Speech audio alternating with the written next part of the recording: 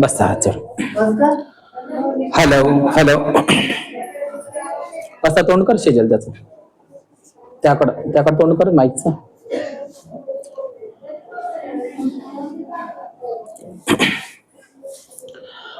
उत्तम मते धनं मते इति बालो विहयति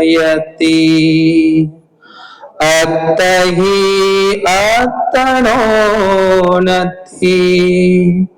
कुतो पुत्तं कुतो धनं. हे मनुष्या, ज्याला तू माझा पुत्र माझा पुत्र माझा पुत्र माझे धन माझे धन माझे धन म्हणून समजत आहे, तुझे स्वतःचेच शरीर तुझे नाही तर कुठला पुत्र आणि कुठले धन. मेरा मेरा क्या करता है पुत्र मेरा धन मेरा, काहे सोच कर दुख पाता रे जब शरीर तक नहीं तेरा. विश्व शांतीदूत, विश्व वंदनीय, द लाईट ऑफ वर्ल्ड या जगाचा प्रकाश, विश्वदीप, महान कारुणिक अरहत सम्यक संबुद्ध, देवानंद पियदसी धम्मदायाद, महान चक्रवर्ती सम्राट अशोक मौर्य, बोधिसत्व विश्वरत्न, द सिंबल ऑफ नॉलेज, जग बदलणारा बाप माणूस, बोधिसत्व डॉक्टर बाबासाहेब आंबेडकर.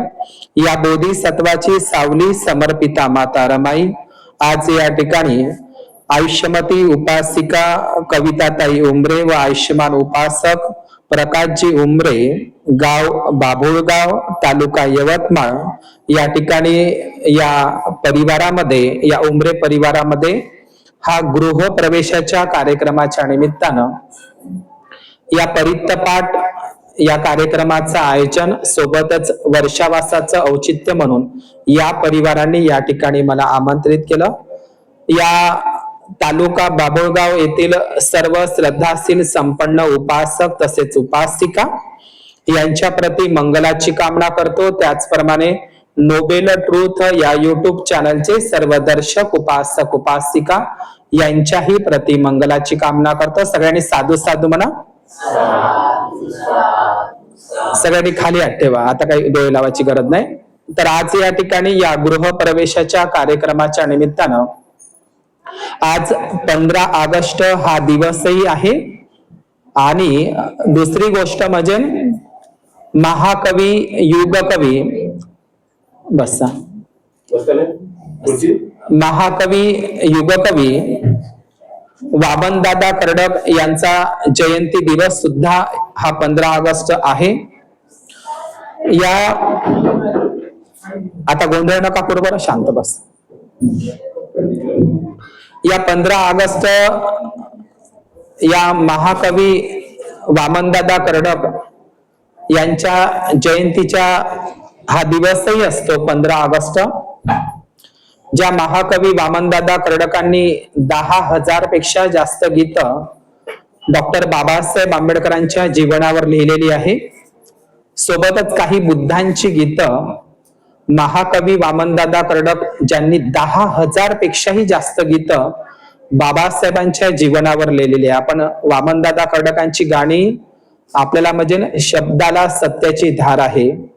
सोबतच महाकवी वामनदादा कर्डक म्हणजे समता सैनिक दलांचे निष्ठावान सच्चे कार्यकर्ते, बाबासाहेबांचे प्रामाणिक कार्यकर्ते म्हणजे महाकवी वामनदादा कर्डक यांची जयंती दिवस आणि या जयंतीच्याही सगळ्यांना मी सदिच्छा देतो. सागर मनाचा जिथे शुद्ध आहे तिथे बुद्ध आहे, हे गाणं महाकवी वामनदादा कर्डकांचं आहे. किंवा तुफानातले दिवे, किंवा भीमा तुझ्या मताचे जर 5 लोक असते, तलवारीचे तयाच्या न्यारेच टोक असते, वाणीत भीम आहे करणीत भीम असता, वर्तन तुझ्या पिलांचे सारेच चोख असते, बिन डोक लोक नसते, भीमा तुझ्या मताचे जर 5 लोक असते. किंवा मी वादळ वारा असेल किंवा उद्धरली कोटी कुळे, भीमा तुझ्या जन्मामुळे, मुंबईचा एक अधिकारी राज दरबारी, आल्या परी जात कळेना, किंवा आणखी एक गाणं आहे की मासोळी बोले आपल्या पिलांना. तुम्ही एक गाणं खूप ऐकलं असेल वामनदादा कर्डकांचं की केस माझे जेव्हा हे गळू लागले तेव्हा जीवन मला हे कळू लागले. तर असे ज्याने प्रेमाने जिंकले जगा वीर असा गौतम आहे, हे सुंदर गाणं म्हणजे खूप बाबासाहेबांच्या जीवनावर किंवा सांगा धनाचा साठाने आमचा वाटा कोटा आहे हो, किंवा हळू याना ग लाटानो, हे खूप सारे गीत. आणि या महाराष्ट्रामध्ये त्या मराठी चित्रपटाचा अजूनही रेकॉर्ड कोणीही मोडलेला नाही. मराठी चित्रपट सृष्टीमध्ये सर्वाधिक काळ तो सिनेमा चालला होता, मराठी सिनेमा सांगते ऐका. या सांगते ऐका सिनेमासाठी सुद्धा माझ्या या वेळीला हे सॉन्ग सुद्धा महाकवी वामनदादा कर्डक यांनी लिहिलेलं होतं. तर महाकवी वामनदादा कर्डक यांच्या जयंतीच्या दिनाच्या निमित्तानं आणि 15 ऑगस्ट ज्याला आपण स्वातंत्र्य दिवस म्हणत असतो, स्वातंत्र्य हा शब्द आपल्या डोळ्यासमोर आला तर स्वातंत्र्य हे भारतीय संविधानामध्ये आणि भारतीय संविधानाच्या प्रियम्बल मध्ये उद्देशिकामध्ये हे 4 प्रकारची मूल्य आहे. ते मूल्य म्हणजे स्वातंत्र्य, समता, बंधुता आणि न्याय. समजलं तुम्हाला? स्वातंत्र्य, समता, बंधुता आणि न्याय हे जे 4 मानवी नैतिक मूल्य आहे हे भारतीय संविधानामध्ये प्रियम्बल मध्ये आहे. तर अनेक लोक असं म्हणतात आणि त्यांना इकडे बसवा नाही तर शांत बसवा, त्यांना कार्यक्रम झाला इथे बसा म्हणा त्यांना. तर हे जे 4 मानवी नैतिक मूल्य आहे स्वातंत्र्य, समता, बंधुता आणि न्याय, तर अभ्यासक्रमामध्ये असं शिकवलं जातं, मलाही शिकवलं गेलं आणि आजही ते शिकवलं जातं की स्वातंत्र्य, समता, बंधुता आणि न्याय, हलू नका कॅमेरा, स्वातंत्र्य, समता, बंधुता आणि न्याय हे जे मानवी नैतिक मूल्य आहे, जे प्रियम्बल मध्ये संविधानाच्या आणि किंवा भारतीय संविधानामध्ये हे 4 तत्व म्हणा किंवा मूल्य आहे, तर हे 4ही मूल्य बोधिसत्व डॉक्टर बाबासाहेब आंबेडकर यांनी फ्रेंच राज्यक्रांतीकडून घेतलेली आहे, ती काही भारतीय मानवी मूल्य नाही असं काही लोक आरोप करतात. पण डॉक्टर बाबासाहेब आंबेडकर म्हणतात की जे भारतीय संविधान आहे, या भारतीय संविधानाच्या प्रियम्बल उद्देशिकामध्ये आणि भारतीय संविधानामध्ये स्वातंत्र्य, समता, बंधुता आणि न्याय हे मूल्य फ्रेंच राज्यक्रांतीकडून उसनवारी नाही, तर मी माझे गुरु तथागत सम्यक संबुद्ध यांच्याकडूनच ही तत्व घेतलेली आहे. स्वातंत्र्य हा शब्द आपल्या डोळ्यासमोर आला तर आपल्याला असं वाटतं स्वातंत्र्य म्हणजे काय, तर स्वातंत्र्य मनात येईल तसं जगणं, मनात येईल तसं वागणं, मनात येईल तसं राहणं, त्याला स्वातंत्र्य नाही म्हटलेलं आहे. भगवान बुद्धांचं स्वातंत्र्य हे एक मूल्य आहे. काय आहे? मूल्य आहे. स्वातंत्र्य याची शब्दाची म्हणजे सांगायचं तात्पर्य म्हणजे स्वातंत्र्य या शब्दाला जन्म देणारे तथागत बुद्ध आहे. आणि स्वातंत्र्य म्हणजे मनमोकळ्यानं स्वच्छंदी जगणं नाही. स्वातंत्र्य हे एक भगवान बुद्धांचं मानवी मूल्य आहे आणि ते खूप महत्वाचं मूल्य आहे, बाबासाहेबांनी संविधानामध्ये दिलं. मग स्वातंत्र्य कोणतं? तर आपल्याला वाटते की इंग्रज गोरे गेले 150 वर्ष सत्ता केली भारतावर आणि भारत देश गुलामीतून 150 वर्षाच्या गुलामीतून स्वतंत्र झाला, तर झाला स्वतंत्र. पण हे स्वातंत्र्य नाही आहे, याला स्वातंत्र्य नाही म्हटलेलं आहे बुद्धानं. बाबासाहेबांचं मुक्ती कोण पते हे जर भाषण ऐकलं तर खरे स्वातंत्र्य कोणते हे बाबासाहेबांनी सांगितलं. तर खरे स्वातंत्र्य कोणते? तर खरे स्वातंत्र्य बाबासाहेबांनी सांगितलेलं आहे की ज्या माणसाची मन व बुद्धी स्वतंत्र आहे तो खरा स्वतंत्र. समजलं ना? आता तुमच्याकडे मनही आहे आणि बुद्धी आहे, तर ज्याचं मन आणि ज्याची बुद्धी, मन आणि बुद्धी तुमच्याकडे आहे, माझ्याकडे आहे. आता काही लोकांना आहेच नाही बुद्धी, गहाण पडलेली आहे. तर ज्याचं मन गुलाम आहे आणि बुद्धी गुलाम आहे, दुसऱ्याकडे गहाण पडलेली आहे. मोबाईल बंद ठेवा माझ्या याच्यामध्ये. तर ज्याची खरे स्वातंत्र्य बाबासाहेबांनी जे मुक्ती कोण पथ या ग्रंथात सांगितलेलं आहे, तर खरे स्वातंत्र्य कोणतं? ज्याची मन व बुद्धी दुसऱ्याकडे गहाण पडलेली आहे. मन कोणाचं? आपलं. बुद्धी कोणाची? आपली, पण दुसऱ्याकडे गहाण पडलेली आहे, तर तो मनुष्य स्वतंत्र नाही म्हणते बाबासाहेब. ज्याचं मन व बुद्धी स्वतंत्र आहे, तो मनुष्य खऱ्या अर्थानं स्वतंत्र आहे. म्हणजे ना आपण गुलाम असून म्हणजे मोकळं असून सुद्धा गुलाम आहोत.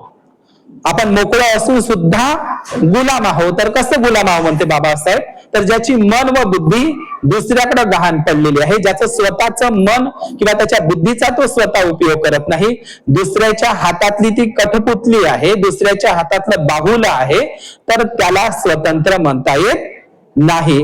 म्हणून भगवान बुद्धांचं हे एक मूल्य आहे, स्वातंत्र्य नावाचं मूल्य. लक्षात घ्या. म्हणून भगवान बुद्धांनी या स्वातंत्र्य शब्दाला जन्म दिलेला आहे. आणि स्वातंत्र्य म्हणजे काय?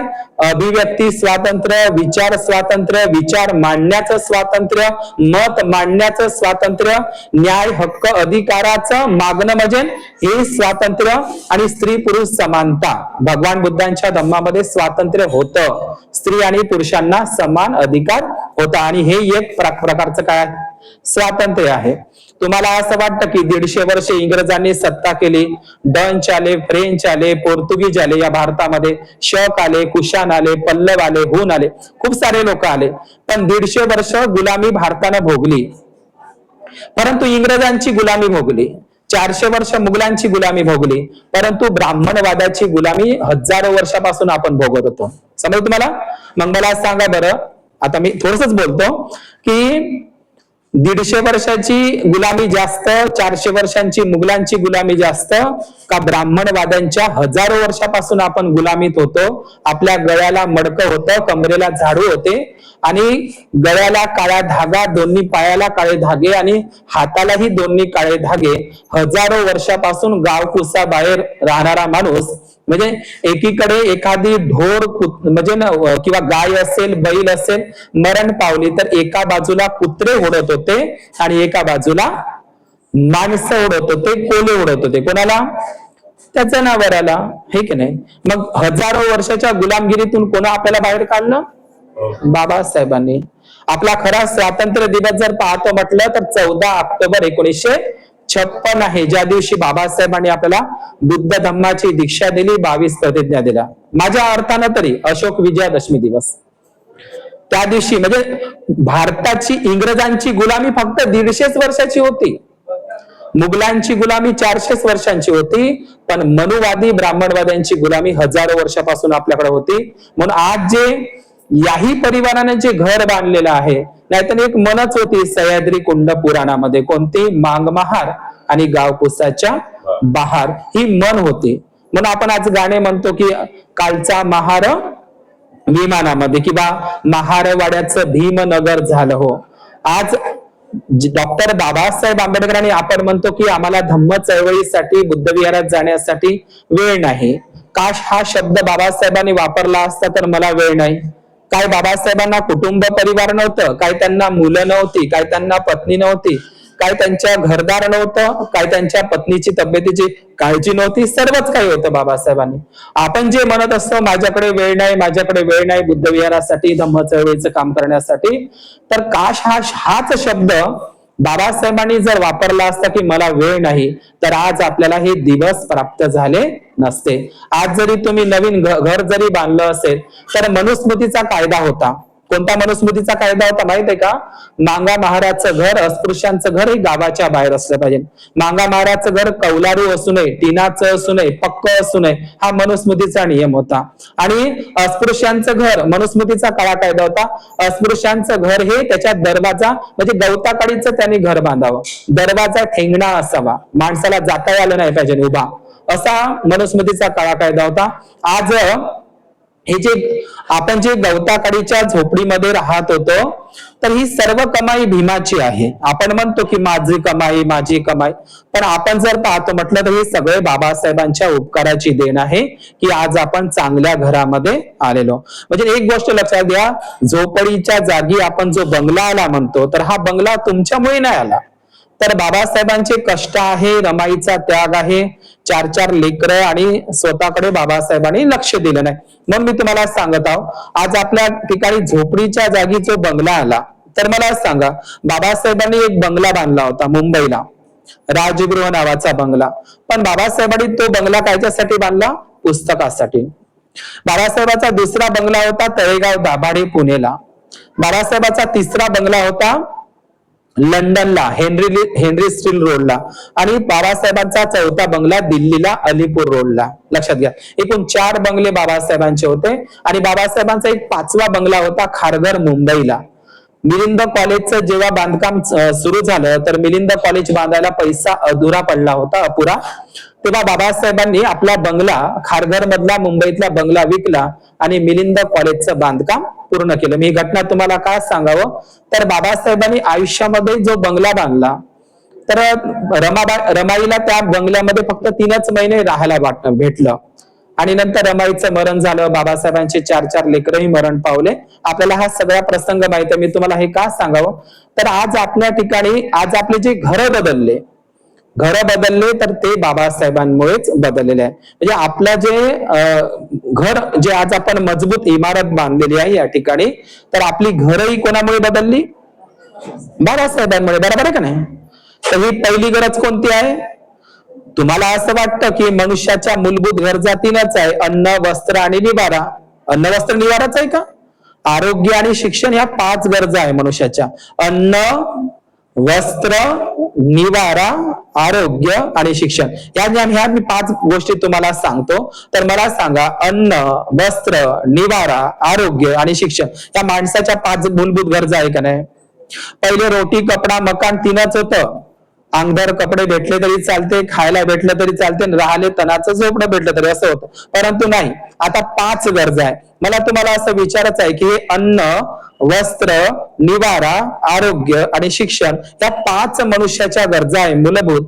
तर ह्या 5ही गरजा बाबासाहेबांनी आपल्या पूर्ण केलेल्या आहे. 5ही गरजा. आता आपला जर विचार केला, नागपूरला बुद्ध धम्माची दीक्षा घेण्याच्या अगोदर आपले घर कसे होते? तुम्ही प्रत्येक ग्रामीण भागामध्ये जाऊन पहा, कोण्या गावले तुम्हाला झोपडेच होते, कौलारू घर होते. मग तुम्हाला सांगा, त्या कौलारू घराच्या ठिकाणी, झोपडीच्या ठिकाणी प्रत्येकाचे पक्के घर निर्माण झाले. तर हे कोणाचं योगदान आहे? म्हणजे आपले घर बदलले कोणामुळे? बाबासाहेबांमुळे. हे लक्षात घ्या. मग आपण चांगल्या घरात राहायला लागलो कोणामुळे? बाबासाहेब.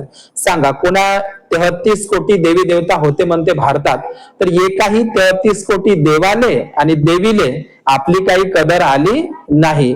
33 कोटी मधला एकही धावला नाही आणि एकही धावली नाही. बाबासाहेबांना जन्म घ्यावा लागला आणि आज तुम्हाला तुमचं घर बदललं तर कोणामुळे? बाबासाहेबांमुळे. बरोबर आहे? मान्य करता का तुम्ही? माझं जे घर बदललं तर ते भीमाची पुण्याई आहे, तुमची नाही आहे ते. तुम्ही म्हणाल आम्हीच तर कमाई केली, आम्हीच तर घर बांधलं. अजिबात नाही. मनुस्मृतीचा नियम होता कोणता माहितीये का? म्हणजे अस्पृश्य लोकांनी धनसंपत्ती जमा करू नये, नियम होता मनुस्मृतीचा. आणि आणखी माहितीये का मनुस्मृतीचा कोणता नियम होता? अस्पृश्यानं जर धनसंपत्ती जमा केली, समजा कमाई केली समजा त्याने इकडून तिकडून, तर ब्राह्मण लोकांना हिसकून घेण्याचा अधिकार होता. समजलं का? नियम होता मनुस्मृतीचा. तुम्हाला कमाई करता येत नव्हती, व्यवसाय निवडता येत नव्हता. आज तुम्ही व्यवसाय निवडला. मला माहित आहे मोठ्या कष्टानं, परिश्रमानं तुम्ही हे घर उभं केलेलं आहे. प्रत्येक माणसाचं स्वप्न असते की आपलं चांगलं घर असलं पाहिजे. बरोबर आहे का नाही? तर हे जे घरही आहे हे भीमाच्या पुण्याईमुळे. ही गोष्ट लक्षात ठेवायचं आहे. आता मी पहिली गोष्ट कोणती गरज म्हणलं तुम्हाला?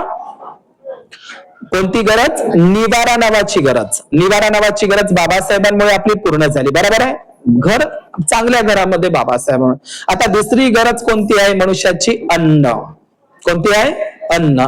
तर बोधिसत्व बाबासाहेब आंबेडकरांनी नागपूरला अशोक विजयादशमीला बुद्ध धम्माची दीक्षा घेण्याच्या अगोदर आपलं अन्न कोणतं होतं? उष्ट्या अन्नावर जगणारे लोक होतं. बरोबर आहे की नाही? दुसरी गोष्ट मी मगाशीनच सांगितलं की एका बाजूला बैल पडून राहत होता मेलेला पाटलाचा, आणि एका बाजूला कुत्रे ओढत होते, एका बाजूला आपले लोक ओढत होते, पूर्वज लोक, एका बाजूला कोले ओढत होते. मेलेल्या गुराढोरांचं अन्न म्हणजे काय? अन्न होय का? आता जर तुमच्या इकडे नाल्यात इकडे मध्ये जर कुठे काही बैल पडून असेल, मरून असेल गाय, तर तुम्ही जाऊन आणाल का ते? पण एकेकाळी तेच अन्न होतं का नाही? केव्हा केव्हा एखादा बैल मरतो, गाय मरते, म्हैस मरते, आणि केव्हा केव्हा आपलं जेव्हा आपल्याला ते म्हणजे आपलं मेलेल्या गुराढोराचं अन्न होतं. पण बाबासाहेबांनी आपल्याला बौद्ध धम्माची दीक्षा दिली तर आपलं अन्न बदललं का नाही? तुम्ही कधी कधी हे ऐकलं असेल की बाबासाहेब विदेशामध्ये राहत असताना 18 घंटे अभ्यास करायचे आणि एकेका ब्रेडच्या तुकड्यावर अभ्यास करायचे. रमाईच्या घरी कधी कधी भाजीला सुद्धा राहायचं नाही, कधी कधी अर्धपोटी राहायचे. बाबासाहेब अर्धपोटी राहायचे. बरोबर आहे का नाही? तर मी तुम्हाला हे सांगत आहो की आपल्या लोकांना पुरेसं पोटभर अन्न मिळत नव्हतं. आपलं अन्न कोणतं होतं? मेलेल्या गुराढोराचं अन्न होतं. उष्ट्या अन्नावर जगत होतं. आता जर विचार केला तर तुम्ही लोक तांदूळ विकता, तांदूळ खायला भेटत नव्हते. बरोबर आहे का नाही? तांदूळ विकणं म्हणजे अन्न नाही का ते? एक वेळी तांदूळ खायला भेटत नव्हते. आता रोज तांदूळ म्हणजे रोज तुमच्या घरी सण आहे असं काही आहे नाही की मग आता ते आमच्या घरी वेगळं खायला भेटत. रोज तुम्हाला काहीतरी खाता येते. माऊल्यांना मला हेच सांगायचं आहे की आपलं जे अन्न बदललं म्हणजे ना, एका म्हातारीनं खरोखरच मला म्हटलं, भंतेजी म्हणे, म्हणजे बाबासाहेबांनी अनाले लावलं. आता काय अन्न खात नव्हती का लोक? पण अन्न कोणतं होतं? मेलेल्या गोराढोरांचं सडलेलं मांस. अजूनही आपल्या समाजामध्ये सिकल सेल नावाचा रोग आहे. तुम्हाला माहित नसेल सिकल सेल रोग कशामुळे झाला? ज्या जुन्या लोकांना आपल्या पूर्वजांना मेलेल्या गुराढोराचं मांस खाल्लं ना, तर तो रोग अनुवांशिक रोग आहे, आजही आहे. तो त्याचाच परिणाम आहे सिकल सेल रोग. लक्षात घ्या. जे मेलेल्या गुराढोराचं तुम्हाला वाटते त्याच्या कुटुंबामध्ये सगळ्यांना सिकल सेल येते, पण आता आहे का? आता आहे का तो? तर राहू दे बापू, राहू दे ना, राहू दे, बस दे बापू 2 मिनिटं, चाबी दे म्हणते. तर जे दुसरं जे मनुष्याची मूलभूत गरज आहे अन्न नावाची. बरोबर आहे? तर हे आज आपण पंचपक्वानाचं भोजन खात आहोत. तर तुम्ही कल्पना करा की जे आपण मेलेल्या गुराढोराचं मांस खात होतो, आज आपण चांगलं अन्न सेवन करत आहोत. तर आज तुम्ही म्हणता खातो त्या भाकरीवर, आहे का नाही?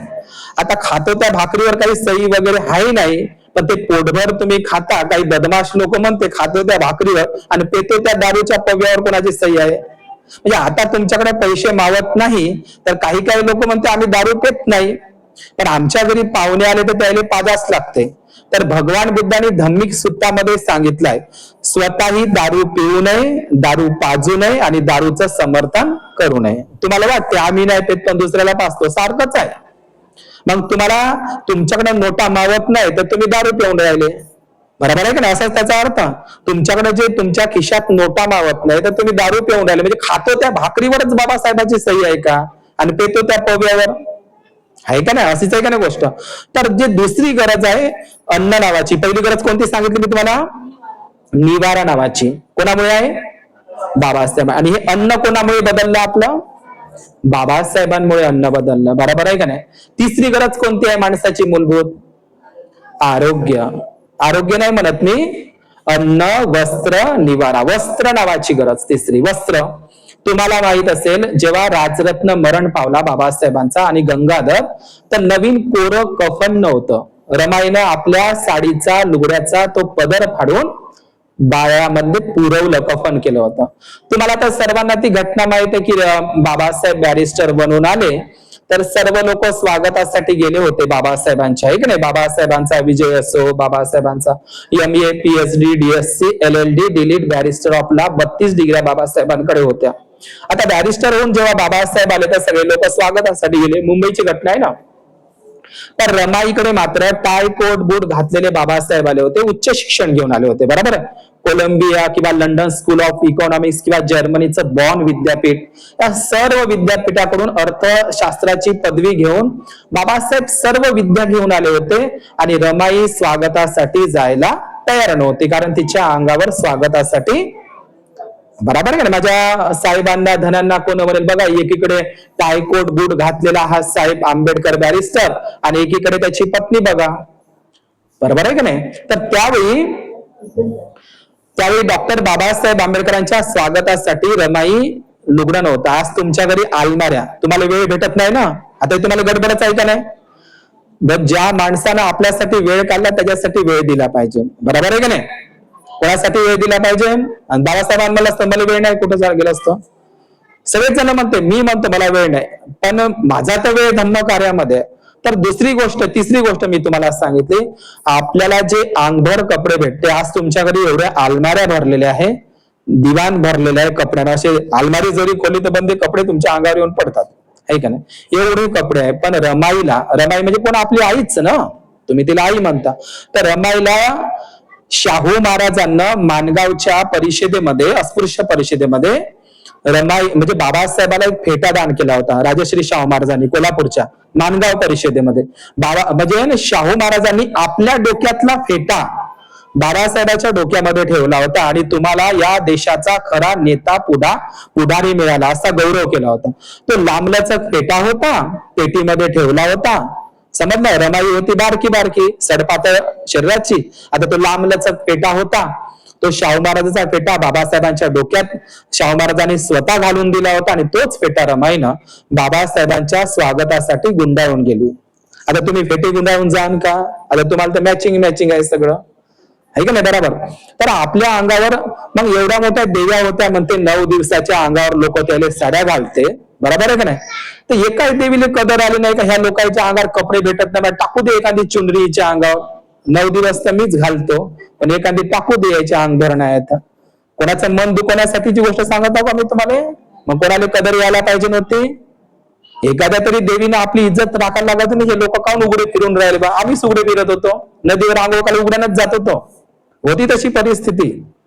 अनेक आमच्या इथे तर म्हणजे आमच्याच कुटुंबामध्ये आता इथे काय असते ना, म्हणजे चिंदी बाजाराच्या साडीवर पाहुणे पाहिले येत होते, असंही होतं का नाही गोष्ट आम्ही अनुभवल्या.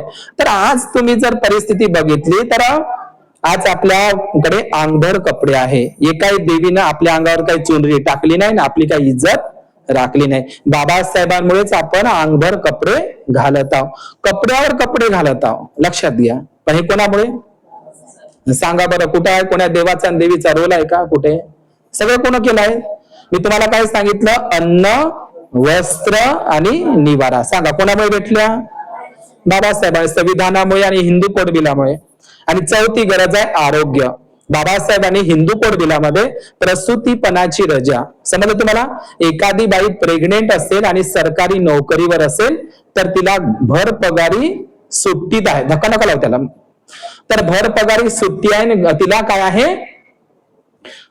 पगार मिळतो प्रेग्नेंट असेल तर, आणि तिला भर पगारी. एवढंच नाही, तेव्हा जेव्हा ती प्रेग्नेंट राहते तर बाया म्हणते आम्हाला ऑपरेशन वगैरे फुकट आहे. सगळं बाबासाहेबांनी हिंदू कोड बिलामध्ये संविधानात तयार करून ठेवलं. म्हणजे त्या गर्भवती आईची काळजी आणि त्या गर्भामध्ये वाढणाऱ्या बाळाची काळजी कोण केली? बाबासाहेबांनी. गर्भात वाढल्या ते सकस आहार वगैरे तुम्ही म्हणता का नाही, ते सगळे फिरत आहे सगळं आधीच हिंदू कोड बिलामध्ये संविधानामध्ये. तुम्ही लाडकी बोडकीच्या मागे लागले, ते काही लाडकी नाही बोडकी नाही, ते सगळं तुमचेच पैसे तुम्हाला इकडून उलट्या फेऱ्याने तुम्हाला भेटून राहिले, समजलं का? म्हणून आज लोक त्या लाडकी बोलायचे. आज सगळे अधिकार बाबासाहेबांनी हिंदू कोड बिलामध्ये भारतीय संविधानामध्ये. आज तुम्ही शेतीसाठी भांडता का नाही? म्हणजे आपल्या आपल्या भावानं जर आपलं व्यवस्थित केलं नाही तर काही 12 महिन्याच्या बांगड्या नाही, टंगड्या नाही, पावसारा नाही, सरळ माझं वावर दे. ते कोणाचा अधिकार आहे? मुलाला आणि मुलीला सारखा जन्म दिलाय, बरोबर आहे का नाही? मुलांचाही अधिकार जेवढा आई वडिलांच्या इस्टेटीमध्ये असतो तेवढा मुलींचाही असतो. कोणामुळे? ओबीसी समाजाच्या बाया, ब्राह्मण समाजाच्या बाया, आदिवासी समाजाच्या बाया भांडते. तर कोणामुळे भांडून राहिल्या? लिहूनच नाही ठेवलं असतं हिंदू कोड बिल संविधानामध्ये. वडिलांच्या संपत्तीवर मुलाचा जेवढा अधिकार आहे तेवढा मुलींचा आहे, समान अधिकार आहे. भाऊभावाचं नातं चांगलं असेल तर ठीक आहे सामंजस्यपणानं, पण नसेल तर तुम्ही विरोध करता का त्याला हिंदू कोड बिलाला बाबासाहेबांच्या? लक्षात घ्या. म्हणून अनेक आई वडील मुलींच्या घरी आहे तुम्हाला वाटते आणि देऊन टाकतात तुम्ही सगळं पोरायला, बरोबर आहे का नाही? अनेक लोकांचं आता तुम्हाला वाटतं भंतेजी बोलत असताना, मी आता फिरत असताना लय ठिकाणी कार्यक्रमाला मला अनुभव आलेला आहे. म्हणून मुलामध्ये मुलीमध्ये कधी भेदभाव करू नका. आणि तुम्ही करत असाल तर तुम्ही बाबासाहेबांच्या हिंदू कोड बिलाला भेदभाव करता. आणि म्हणून बहीण भावाचं काही प्रेम वगैरे काही राहिलं नाही. राहिलं का? काही त्या राख्या माख्या अर्ध्याच्या राख्या तर बंदच झाल्या, लक्षात घ्या. राख्या बंद झाल्या ना. बहिणीनं वावर मागितलं का राख्या बंदच होते, बरोबर की नाही? तुम्हाला खोटी वाटते गोष्ट, काही रक्षाबंधन नाही राहिलेलं, काही नाही, सब नकली बहीण भावाचं प्रेम आहे. तुम्हाला खोटं वाटत असेल म्हणून ठीक आहे ना, बहीण भावामध्ये सामंजस्य असेल, चांगलं असेल तर ठीक आहे. परंतु मात्र जर तशा गोष्टी उद्भवत असेल तर तुम्हाला तो अधिकारच दिलेला आहे हिंदू कोड बिलाने, आहे की नाही? मुलांमध्ये आणि मुलांमध्ये बुद्धानं कधी म्हणजे मुलामध्ये मुलीमध्ये कधी भेदभाव करू नका, हे बुद्धाने सांगितलं आणि बाबासाहेबांनी. तर चौथी घटना कोणती आहे? वस्त्र नावाची. तर ही वस्त्र तुम्हाला जे अंगभर कपडे मिळत आहे हे कोणामुळे? बाबासाहेबांमुळे आपण नागडे राहत होतो, आहे की नाही? आज आपलं मॅचिंग मॅचिंग, आमच्या बाया तर बापा बापा घरातली चप्पल, बाहेरची चप्पल, संडास बाथरूमची चप्पल वेगळे, आम्ही तर चप्पल चोरू बापा लग्नामध्ये जाऊन, आमची परिस्थितीच तशी होती, चप्पल भेटत नव्हती, आहे की नाही? होती तशी परिस्थिती. तर हे अनुभव, याची चप्पल एक सोना आणि एक चांदी आहे, इकडे बसून आहे माझी आत्या, तर बघा तिच्या मी म्हणजे आम्ही तिच्या घरी आयुष्यभर काढलं, म्हणजे लाईट नव्हते आमच्या इथं, आम्ही त्यांच्याच घरी अभ्यास करायला जायचो. बाबाजीची मला आठवण येते आजच्या दिवसाला, जाऊ तर मी ते काही सांगत नाही, परंतु काय होता तो, म्हणून आपले जे कौलारू घर बदलले, आपल्या अंगावरचे कपडे बदलले, हे सगळं बाबासाहेबांनी. आणि पाचवी गरज आहे जे आरोग्य सांगितलं मी तुम्हाला, आरोग्य. आरोग्य म्हणजे काय, रमाईचा टीबी वाढत गेला होता, बाबासाहेबाला 3-3 आजार होते, स्वतःकडे लक्ष देता आलं नाही, स्वतःच्या तब्येतीकडे लक्ष देता आलं नाही, म्हणून बाबासाहेब लवकर गेले, रमाईने टीबीनं गेले. बाबासाहेबाला लोक म्हणत, अहो बाबासाहेब त्या रमाईकडे लक्ष द्या ना, तुमचे 4-4 लेकरं मरण पावले, किती लोकांसाठी करत बसान, 4-4 लेकरं तुम्ही, एक मुलगी आणि 3 पोरं समाजासाठी मातीत घातले, आता तरी एखादी छानशी नोकरी करा ना, त्या रमाईकडं 4 लेकरं तुम्ही आधीच माती खाली गेले, तर 4 लेकरं मेले ना समाजासाठी, आणि रमाईचा टीबी वाढत गेला. आणि बाबासाहेब आता तरी ते एकुलते एक यशवंत पोरगा आहे, आणि रमाई आहे, त्या रमाईकडे लक्ष द्या, यशवंतासाठी काहीतरी करून ठेवा, आणि तुमच्या तब्येतीकडे लक्ष द्या. पण ऐकले का बाबासाहेब? बाबासाहेबांनी सर्व वेळ आपल्यासाठी दिला, म्हणून आपणही बाबासाहेबांच्या कर्तव्यातून मुक्त झालं पाहिजे. आपले जन्म देणारे आई वडिलांपेक्षा आपण बाबासाहेब आणि रमाईला मानतो का नाही? मानतो का नाही? म्हणजे आपले जन्म देणाऱ्या आई वडिलांना मानायचं नाही असं नाही मला म्हणायचं आहे, पण त्याच्याही पेक्षा आपण त्यांना मानतो की बाबासाहेबांनी आणि रमाईमुळेच आपल्याला हे जीवन मिळालंय. तर चौथी घटना जे सांगितली मी तुम्हाला, 4 गोष्टी, म्हणजे ते आरोग्य नावाची.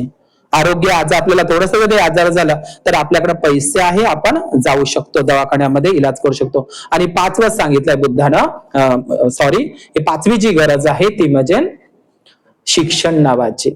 समजलं तुम्हाला? शिक्षण हे वाघिणीचं तुम्हाला तर माहितच आहे, आणि शिक्षणाचा अधिकार मनुस्मृतीच्या नियमाप्रमाणे केवळ ब्राह्मणांनाच होता, आणि महिलांना शिक्षणाचा अधिकार नव्हता. ब्राह्मण बाई असेल, आदिवासी बाई जरी असेल तरी तिला शिक्षणाचा अधिकार नव्हता. आज तुम्ही चित्र पाहता, एक मूल निवासी समाजाची बाई आहे का नाही, कोण? राष्ट्रपती. महिला जात होत्या सती, आता राष्ट्रपती. आहे का? ते द्रौपदी मुर्मू कोण आहे? राहिली असती जंगला पहाडामध्ये फिरत, मूलनिवासीच आहे ते, पण जंगला पहाडातली आज बाई कुठं बसली? राष्ट्रपती खुर्चीवर, राष्ट्रपती बनली. कोणामुळे? नाही तर माणूस मेला, तिचा तर माणूस मेलेला आहे, तिला मुलबाळ नाही, तिचे मुलंही मरण पावले, द्रौपदीचे पती मरण पावला. नाही तर ते सतीचा कायदा जर असता, सती प्रथाचा, तर ती गेली असते का नाही सती? पण बाबासाहेबांमुळे राष्ट्रपती झाली, तर बरोबर आहे की नाही? तर महिलांना, ब्राह्मणाच्या बायकोला शिक्षणाचा अधिकार नव्हता, कोणाला शिक्षणाचा अधिकार नव्हता. म्हणजे स्त्रियांचं जीवन माहिती का कसं होतं? मी 5 मिनिटांमध्ये सांगतो, थांबतो. स्त्रियांचं कसं होतं, मनुस्मृतीचा नियम, की स्त्रीचा जन्म होणंच पाप होतं. मनुस्मृतीचा नियम सांगत होता स्त्रीचा जन्मच पाप आहे. स्त्रीनं स्त्री म्हणून जर जन्म घेतला तर तिनं बालपणी वडिलाच्या धाकात राहायचं. वडिलाच्या म्हणजे कोणाच्या? मर्दाच्या, पुरुषाच्या. लग्न झाल्यावर पतीच्या कब्जामध्ये, गुलामीमध्ये, आणि लग्न म्हातारी झाल्यावर मुलाच्या गुलामीमध्ये. समजलं तुम्हाला? ऐकून शाळा, मनुस्मृतीचा नियम आहे. म्हणजे तिने शिक्षण घ्यायचं नाही, तिने फक्त चूल आणि मूल, तिला कोणतेच अधिकार नव्हते. लक्षात घ्या, लहानपणी तिनं कोणाच्या गुलामीत राहायचं? वडिलाच्या.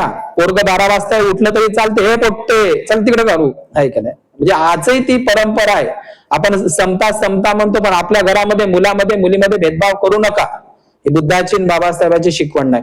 तर लक्षात घ्या, ही समता आहे. कोणती समता? की मुलामध्ये मुलीमध्ये कधीही भेदभाव करू नका. तर मला जे सांगायचं की जे नियम होता मनुस्मृतीचा कोणता, की लहान असताना तिनं लग्नाचं वय होतपर्यंत तिनं वडिलाच्या गुलामीत राहायचं, सासरी नांदायला गेल्यावर पतीच्या गुलामीत राहायचं, आणि म्हातारी झाल्यावर मुलाच्या. हे बुडगे आहे का नाही? म्हणजे म्हातारे, आपले जे आई वडील असतात त्यांच्या म्हाताऱ्याच्या गुलामीत राहायचं. म्हणजे गुलामीत जन्म घेणं, गुलामीत जगणं, आणि गुलामीतच मरणं. कोणाच्या वाटेला होतं? स्त्रियांच्या. मनुस्मृतीचा नियमच होता, तिला कोणतेच अधिकार नव्हते. म्हणून ही मनुस्मृती बाबासाहेबांनी महाडला 25 डिसेंबरला जाळली आणि हा कायदा दिला. म्हणून तुम्ही घराच्या बाहेर पडू शकता. बाया म्हणते खांद्याले खांदा लावून चाला. कायले खांद्याले खांद्याले धक्का मारून पुढे चालल्या बाया, बरोबर आहे का नाही? तर हे सगळं तुम्हाला घराच्या बाहेर. आताही काय बाय भाजी कायची करू, म्हणतात का नाही, म्हणजे भाजी कायची करून नाही केली माणसाच्या मनात फेकून मारत होते, आता आहे का, हे केली चुपचाप खा. तुम्हाला असं वाटतं भाजी कायची करू हे माणसाला विचारायला लागत होतं पतिदेवाला, आता विचारता का तुम्ही, खात असाल का तर राहू देण्यात जा तिकडे. तर हे सर्व अधिकार तुम्हाला बाबासाहेबांमुळेच भेटलेले आहे. तुम्ही मोकळ्या मनानं फिरता, इकडे तिकडे जाता, घराच्या बाहेर पडता येत नव्हतं. आमच्या गावचे पाटलीनबाई होते, आमच्या घरासमोर घराच्या बाहेर पडू देत नव्हता पाटील. म्हातारी झाली तर तिच्याच मागे राहत होता. अनुभव पाहिला का नाही. म्हणून एक गोष्ट लक्षात ठेवा, या परिवारांचे घर बांधलेलं आहे. धन संपत्तीचा कधी घमंड करू नका. काही लोकांना घर बांधले, चांगले संपत्ती आली, नोकरी लागली, पोरगी जॉबवर, पोरगी जॉबवर, सगळे जॉब, काय करता, बरोबर आहे ना. आपल्यामध्ये किती धनसंपत्ती येऊ द्या आपल्याकडे, कधीही अहंकार करू नका. समजलं का. माझ्याच गावातली घटना सांगतो तुम्हाला. 3 पाटील लोक पार गेले त्याच्या शेत्या.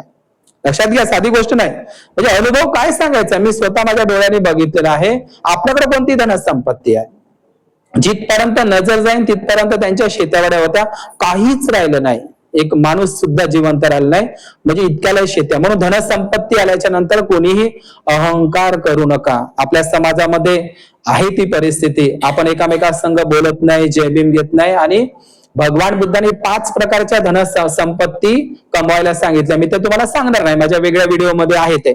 तुम्ही फक्त कोणती संपत्ती तुम्हाला वाटते, अनेक लोकांचे तुम्ही घरं पाहिले असेल. मी या ठिकाणी आलो तर मला झोपडीत दिसली होती, बरोबर आहे का नाही. तर अनेक लोकांना वाटते माझ्या बाजूला घर झालं 2-3 मजल्याचं, तर आपलंही घर असलं पाहिजे. चांगलं घर बांधणं, पक्क घर बांधणं म्हणजे श्रीमंत होणं, असंच वाटतं का नाही आपल्याला. मग तुम्ही ते घर बांधलं, सांगा तुम्ही सुखी झाले का.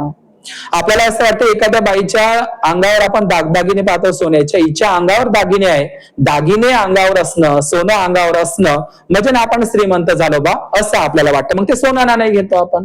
दुसऱ्याच्या अंगणामध्ये आपल्याला कार दिसली घरासमोर, तर आपल्याला वाटते माझ्याकडे कार असली तर मी श्रीमंत होतो. मग तुम्ही त्याच्यासारखं घरही बांधता, सोनं नाणंही करता, कारही घेता, सगळं काही व्यवस्थित करता, तेवढं असूनही तुमच्या घरामध्ये सुख शांती राहत नाही, बरोबर आहे की नाही. म्हणून सुदत्तानाथ पिंडकानं भगवान बुद्धाला तेच म्हटलं. भगवान बुद्धामध्ये माझ्याकडे सर्व काही आहे, धनसंपत्ती आहे, नोकर चाकर आहे, धनाचा खजिना आहे, काहीच कमी नाही, पण एवढं असूनही समाधान नाही म्हणते. तर काही लोकांना खरोखरच समाधानच नाही. लक्षात घ्या. म्हणून खरी संपत्ती कोणती, तुमची संतती. समजलं. म्हणून भगवान बुद्धाने किती प्रकारच्या, तुम्हाला वाटतं घर बांधलं, सोनं नाणं झालं, सगळं सेटलमेंट झालं, जॉब लागले, त्याला श्रीमंत नाही म्हटलंय भगवान बुद्धाने. 5 प्रकारच्या पद्धतीने तुम्ही श्रीमंत झाले. किती प्रकारच्या संपत्ती, मला एक घंटा लागते सांगायला, मी सांगणार नाही, माझ्या वेगळ्या प्रवचनामध्ये. 5 प्रकारच्या संपत्ती ज्याच्याकडे आहे तो खरा श्रीमंत. कोणत्या, किती प्रकारच्या, 5 प्रकारच्या, माझे बोटं लक्ष द्या, 5 प्रकारच्या संपत्ती ज्याच्याकडे आहे तो खरा श्रीमंत. लक्षात घ्या. तर पहिल्या प्रकारची संपत्ती सांगितली भगवान बुद्धांनी, पारिवारिक संपत्ती. पारिवारिक संपत्ती समजलं ना, ज्याच्याकडे खूप मोठा बंगला आहे, गाडी आहे, बंगला आहे, पैसा आहे, अदला आहे, सर्व त्याच्याकडे आहे, पण त्याचे जे नातेवाईक आहे ते त्याच्या सोबतच नाही. सांगा, गरीब नाही का तो, समजलं तुम्हाला काय म्हटलंय भगवान बुद्धांनी. पारिवारिक संपत्ती समजलं का. अनेक लोक एकलकोंडे आहे, म्हणजे एक बाई म्हणे भंतेजी, हे मोठाही पोरगा बोलत नाही, लहानही पोरगा बोलत नाही, ते लहानही सून बोलत नाही, मोठी सून बोलत नाही, नात्याला येऊ देत नाही, दूरच्या गावची आजी चांगली, हे आजी चांगलीच नाही. तर हे या पद्धतीचं प्रत्येक घरामध्ये वातावरण आहे का नाही. म्हणजे प्रत्येकाच्या घरी धनसंपत्ती आहे, बंगला आहे, गाडी आहे, सगळं आहे, पण नातेवाईक नाही, हे त्याच्या संघ बोलत नाही, तो त्याच्या संघ बोलत नाही. भगवान बुद्धाने काय सांगितलंय, या जीवनाचं दुःख तेच आहे ना. या जगातील दुःख दुसरं तिसरं काहीच नाही. या जगातील दुःख काय म्हणते बुद्ध, माणसातील अनुचित व्यवहाराचा परिणाम. एक माणूस दुसऱ्या माणसासोबत चांगला वागत नाही, याच तर दुःख आहे. तुम्ही तर तेच म्हणता, सासू माझ्यासोबत चांगली वागत नाही, माणूस चांगला वागत नाही, माणूस म्हणते बाई चांगली वागत नाही, कोण म्हणते माझा शेजारी चांगला वागत नाही, कोण म्हणते बहिणी भांडत आहे, कोण भाऊ भांडत आहे. एक माणूस दुसऱ्या माणसाच्या जीवावर उठलेला आहे. कायच्यासाठी उठला तर उठला कायसाठी, धनसंपत्तीसाठीच उठलेला आहे. लक्षात घ्या. मला सांगा, हे जे तुमच्याकडे जे धनसंपत्ती आहे, ही धनसंपत्ती चोरीला जाते म्हणते भगवान बुद्ध. निधिकंड सुत्तामध्ये सांगितलंय बुद्धानं, हे जे धनसंपत्ती आहे ना, चोरीला जाऊ शकते. हे धनसंपत्ती नष्ट होऊ शकते. आणि या धनसंपत्तीमुळेच तर कला आहे ना घराघरामध्ये, आहे का नाही. म्हणजे तुम्ही मरण पावले का तिकडून नातेवाईक येतात, तर माझा हिस्सा दे. धनसंपत्तीच नाही तर कुठला हिस्सा. म्हणून अनेक उपासक उपासिका मला सांगतात, बरं झालं पण त्याची मी कमाई करून ठेवली नाही, तर सगळे भांडणं झाले. म्हणजे धनसंपत्ती कायले कारण ठरलेली आहे? भांडणाला कारण ठरलेली आहे धनसंपत्ती. मग भांडणं झाले पाहिजे असं तुम्हाला वाटते का? मग ती धनसंपत्ती कोण्या कामाची? मग एक गोष्ट लक्षात ठेवा, मावल्यानं भगवान बुद्धाने सांगितलंय, तुमच्याकडे किती धनसंपत्ती असू द्या, पण तुमचा परिवार तुमच्या सोबत आहे का हे महत्वाचं आहे तुमच्याकडं. म्हणजे तुमच्या परिवारातले सगळेच लोक तुमच्या संग बोलतात, येतात, खातात, पितात, औंचार पावचार करतात, सगळं चांगलं आहे. हे बोलते, ते बोलते, ते बोलते, ते बोलते, सगळं चांगलं आहे. मी त्यांच्या घरी जातो, ते आमच्या घरी येतात, आमचं काहीच कोणासोबत वाद नाही. तर तुम्ही काय कमावलाय? फक्त परिवार कमवा. काय कमवा? माझ्याकडे धनसंपत्ती कमी आहे म्हणते जी, पण माझा अख्खा परिवार माझ्या सुखातही उभा आहे आणि दुःखात आहे. समजलं तुम्हाला? मग परिवारही तुमच्या सोबत असला तर बरं, नाही तर काय करता एकलकोंड जीवन? तुमच्या घराला कोण चाटणार आहे? ते पांढरं कुत्र पोसता तुम्ही. काही लोक पांढरे कुत्रे घेऊन तिकडे जातात रोडनं, सकाळी सकाळी दोरखंड घेऊन त्याला संडासले घेऊन जातात, आई वडिलांना घेऊन जात नाही. बरोबर आहे का नाही? तर ही परिस्थिती म्हणजे कुत्र्याला खाऊ घालून राहिली, जसं का कुत्रीनं जन्म दिला का? कुत्र्याही फिरते ना, कुत्र्याही बसते लोक. तर परिस्थिती हे कोणतं आहे? मला काय म्हणायचं आहे तुम्हाला, की पारिवारिक संपत्ती. मला तुम्हाला विचारायचं आहे की तुमच्याकडे धनसंपत्ती आहे, पण काय परिवार तुमच्या सोबत आहे? आहे का परिवार? प्रत्येकाने विचार करा, माझ्याकडे परिवार आहे का? माझे जेवढे काही रक्ताचे नातेवाईक माझ्या सोबत आहे, तर तुम्ही श्रीमंत आहे. समजलं का? म्हणजे तुमचा परिवार आहे. परिवाराची गरज असते ना. बिना परिवाराशिवाय जगू शकता का? अनेक लोक म्हणते, घराची मी मालकीन, मला काय करायचं आहे तिच्या घरी? त्याला महत्व नसते, परिवार पाहिजे नाच. आता हा कार्यक्रम घेतला तर परिवाराशिवाय चांगलं वाटतं? घरचे लोक काय सेलिब्रेट करणार आहे का? दोघच पती पत्नी करू शकते का? लोक आपला परिवार शेजारी पाजारी जर असले तर आपल्याला आनंद होतो, आणि हेच तर आहे जीवनामध्ये. तुमचे नातेवाईक जर तुमच्या सोबत असेल तर हे एक कमाई आहे म्हणते. कोण सांगितलंय? भगवान बुद्धांना. पारिवारिक संपत्ती. पहिली संपत्ती कोणती मग? पारिवारिक संपत्ती. काय परिवार तुमच्या सोबत आहे का परिवार? म्हणून दोनही परिवाराकडल्या लोकांना खुश ठेवता आलं पाहिजे. पतिदेवाकडल्याही आणि आपल्याकडल्याही. भांडणं त्याच्यामुळेच होते, आपला भाऊ आला तर, आपली आई आली तर, आहे का नाही, आणि आपला आला तर डोकस. तर याच्यामुळेच घरामध्ये कलह आहे. उलट आपल्या आई वडिलांचं कमी केलं तरी चालते, पण आपल्या नवरोबाकडलं जास्त करा, त्याच्यामुळे कलह होणार. मी माझ्या बाबचं नाही सांगत तुम्हाला, बुद्धाचं. तर पहिली संपत्ती कोणती? पारिवारिक संपत्ती. तुमच्या बाजूने परिवार असेल तर तुम्ही श्रीमंत लोक आहात. मस्त वाटते आपल्याला, परिवार माझ्या सोबत आहे, सुखातही आहे, दुःखात आहे. तर पहिली संपत्ती कोणती? पारिवारिक. दुसरी संपत्ती कोणती? आरोग्य संपत्ती. तुमच्या घरामध्ये मोठा बंगला बांधला, तिकडं तुम्ही बिमार आहे पडून बाजूला, तर सांगा सुख आहे तुम्हाला? घर तर बांधलं, पण बंगला तिथे बाजूला बेड टाकलेला आहे, आजारी आहे तुम्ही नेहमी, आरोग्य चांगलं नाही, तर काय करतात? मग दुसरी संपत्ती कोणती कमावते भगवान बुद्ध? आरोग्य संपत्ती. आपल्या आरोग्याची काळजी आपणच घ्या. लक्षात घ्या, आरोग्याची काळजी आपणच घ्या. म्हणून आपलं आरोग्य चांगलं राहणं हे सुद्धा संपत्तीच आहे. म्हणून काही बाया भगवान बुद्धाला म्हणतात, कधी कधी म्हणतात ना, हातपाय सुखाचे ठेव. हातपाय म्हणजे काय? माझं आरोग्य चांगलं ठेव, असंच काय अर्थ आहे का नाही? मग तुमची दुसरी संपत्ती कोणती कमा म्हणते बुद्ध? आरोग्य संपत्ती. तुमचं आरोग्य जर चांगलं राहत असेल तर संपत्ती आहे का नाही? तर किती झाले आता? दोन. तिसरी झाली भगवान बुद्धाने सांगितली शील संपत्ती. कोणती संपत्ती? शील. शील संपत्ती म्हणजे काय? सोपच आहे. पाण्याते पाताळ, दिनदाना, कामे सुमिचाचारा, मुसा आणि सुरामेर. या पाचही बुद्धाच्या पंचशिलाचं तुम्ही पालन करत असाल, म्हणजे पंचशिलावर तुम्ही जीवन जगत असाल, तर ते संपत्ती होय. शीलही काय होय? संपत्तीच होय. तुमच्याकडे आहे का ते शील? म्हणजे शील संपत्ती म्हणजे काय? बुद्धाने काय शील संपत्ती म्हणजे सरळ सरळ तुम्ही 5 शिलावर, बुद्धाच्या पंचशिलावर चालता, तुमच्या जीवनामध्ये ते फॉलो करता, त्या 5 शिलावर तुमचं जीवन आरूढ आहे. तर शील पंचशील म्हणजे काय आहे? संपत्तीच आहे. शीलही काय आहे? संपत्तीच आहे. लक्षात घ्या, एखाद्या बाईकडे एखादी स्त्री व्याभिचारी असेल, लक्षात घ्या, शील नसेल त्याच्याकडं, तर त्याला काही अर्थ नाही. मला सांगा, धनसंपत्ती मोठी की चारित्र्य मोठं? चारित्र्य मोठं. एखादी बाई इथून रस्त्यानं जात असेल, तिच्या डोक्यावर वेळा असेल आणि तिच्या डोक्याला तेल नसेल, केस विंचरलेले नसतील, आणि रस्त्याने जात असताना लोक तिला म्हणत आहे की ही गरीब आहे असंच म्हणतील. पण एखादी बाई तशी असेल तर, तशी म्हणजे जिच्याकडे शील नाही, चारित्र्य नाही, पाहायला चांगली आहे, भारी साडी आहे, दागदागिने आहे, पण तुला माहित नाही का ते तशी आहे, तर असं जर तुम्हाला कोण म्हटलं तर दुःख होते का नाही? तशी म्हणजे जिच्याकडे शील नाही, चारित्र्य नाही, आहे का नाही? म्हणजे समजलं तुम्हाला? आपला पती जिवंत असून दुसऱ्यासोबत घरवाली असून बारवालीचा नाद करणं, स्त्री असो का पुरुष असो. मग आपल्याकडे सगळ्यात मोठं काय असलं पाहिजे, बाबासाहेबांनी रमाईच्या व्यतिरिक्त, समजलं ना, दुसरं लग्न काही बाबासाहेबांनी खुशीसाठी केलेलं नव्हतं. बाबासाहेबाला 3-3 आजार होते म्हणून त्यांनी दुसरं लग्न केलेलं होतं.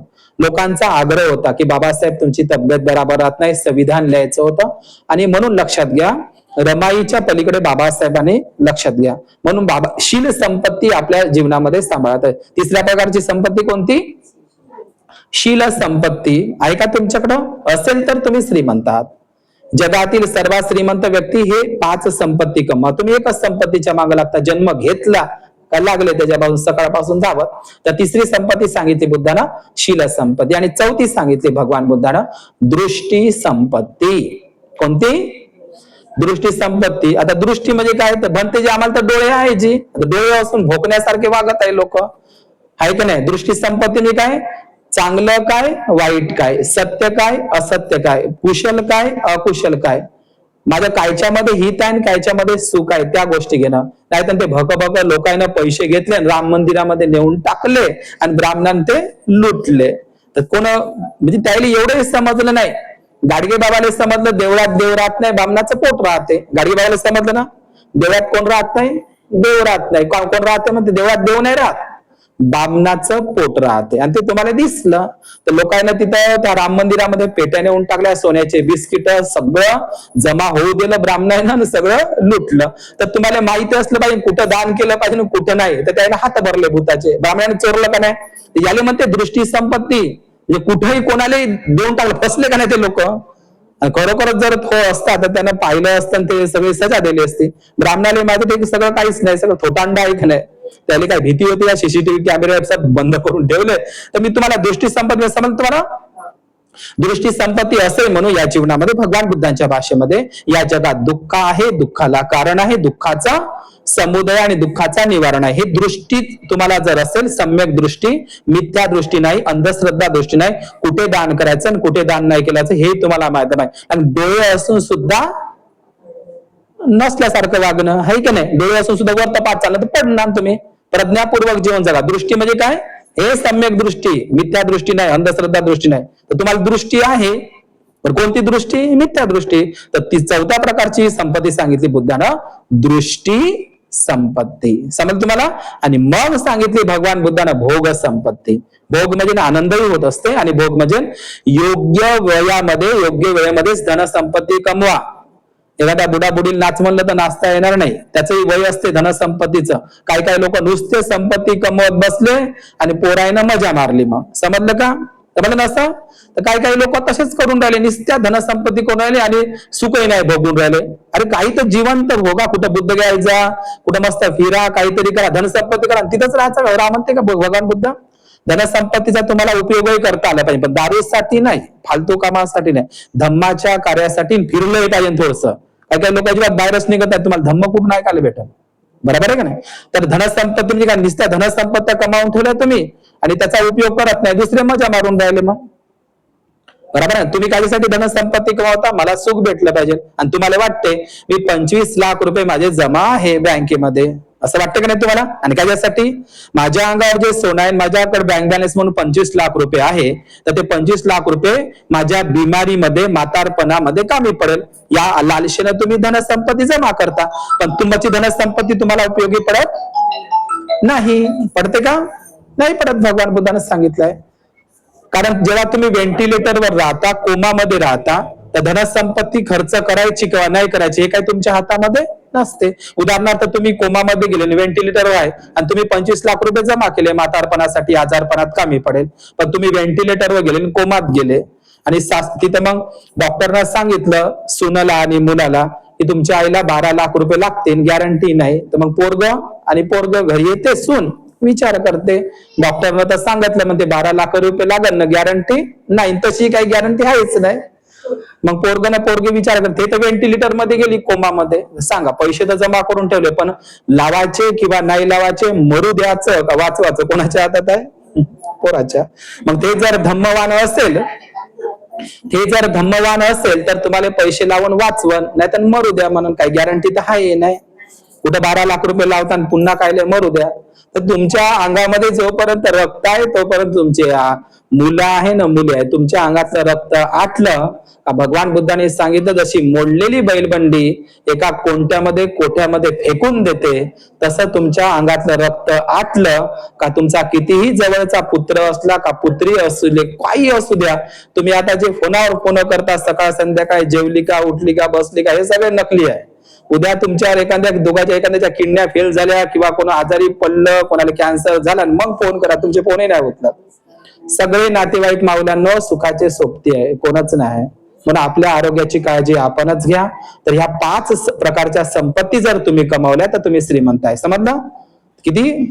पारिवारिक संपत्ती, आरोग्य संपत्ती, शील संपत्ती, दृष्टी संपत्ती आणि भोग संपत्ती. ज्याच्याकडे ह्या 5 प्रकारच्या संपत्ती आहे तो जगातला श्रीमंत व्यक्ती होय. कोणाच्या भाषेत? बुद्धाच्या. लक्षात घ्या. हेच भगवान बुद्धाने सांगितलेलं आहे. आपल्या जीवनामध्ये निब्बाण परम सुखाच्या दिशेने आपली वाटचाल करा. आपल्या जीवनामध्ये जेवढं काही दुःख आहे, दैन्य आहे, दारिद्र्य आहे, भय आहे, भीती आहे, याच्यातून मुक्त व्हा. अंधश्रद्धेतून मुक्त व्हा. आणि या ठिकाणी आपण 23 सप्टेंबरला ज्याप्रमाणे भीमा कोरेगावला आणि महूगावला आणि दीक्षाभूमीला कार्यक्रम असतो, तशाच पद्धतीनं 23 सप्टेंबरला संकल्पभूमी बडोद्याला संकल्प दिवसाचा कार्यक्रम असतो. सर्वांनी तुम्ही चालायचंय संकल्पभूमी बडोद्याला 2 दिवसाकरिता पुढच्या महिन्यामध्ये. त्या कार्यक्रमासाठी मी तुम्हाला एक आवाहन करतो सर्व माझ्या उपासक उपासिकांना चॅनलद्वारे. आपण सर्वांनी 23 सप्टेंबरला ज्ञानज्योती भंतेचं महापरित्राण पाठ आहे, धम्म रॅली आहे, भगवान बुद्धांच्या अस्थी आहे बडोद्याला. तर सर्वांनी आपण 23 सप्टेंबरला संकल्पभूमी बडोद्याला चालायचं. या ठिकाणी थांबतो. भवतु सब्ब मंगल, भवतु सब्ब मंगल.